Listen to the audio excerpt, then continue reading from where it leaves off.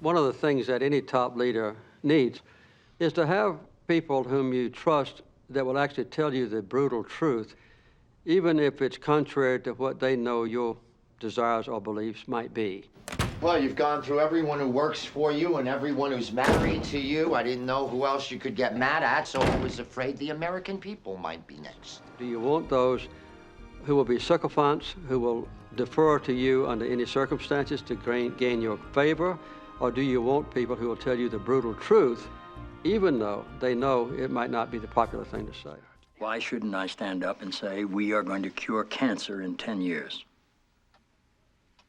The fear of failure by an incumbent president or his staff is one of the very deterring factors in making courageous decisions.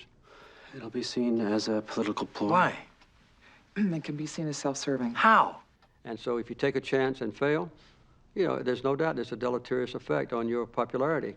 Whereas if you take a chance and succeed, it's very good. There's always a danger you have to take. Sam. Yes, sir. Why shouldn't I do it? I think you should. I think ambition is good. I think overreaching is good. I think giving people a vision of government that's more than Social Security checks and debt reduction is good. I think government should be optimistic. Yes, ultimately you have to do what's right. The most difficult thing really was when the hostages were taken. I could have been very popular, I think, if I had launched a military attack on Iran. All three scenarios are comprehensive, meet the obligations of proportional response, and pose minimum risk to American personnel and assets. But my decision was to be patient and to negotiate, and ultimately my goal was to preserve the integrity of my country.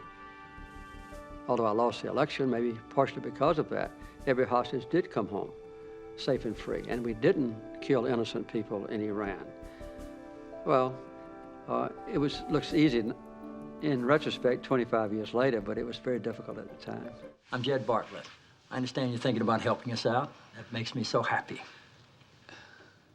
Quite often, very articulate people would come in the Oval Office to ask a favor, and when they got there, they couldn't speak, or they couldn't bring themselves to ask me to comply with their request. So I would say, what did you come for? Well, they would just fumble around, and they'd go out later and tell my staff member what they wanted, but they couldn't bring themselves to ask for a mundane request in the presence of the Oval Office.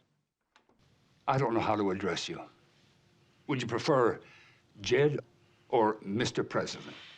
To be honest, I prefer Mr. President. That's fine. You understand why, right? Do I need to know why? It's not ego. I didn't think it was. There's certain decisions I have to make while I'm in this room. Do I send troops into harm's way? Which fatal disease gets the most research money? Sure.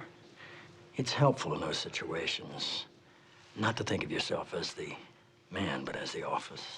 Then Mr. President it is. The most difficult issues and the most controversial questions are the ones that finally wind up on the president's desk. And so inherently during an average day's work, the president has to make some tough decisions, and there is no appeal if it's an executive decision. So that's part of life, and we ask for it, and almost invariably we ask for a second term to do it again. So it's a exhilarating and challenging and unpredictable and adventurous and gratifying life being president. Ladies and gentlemen, boys and girls, President of the United States. This is a great job.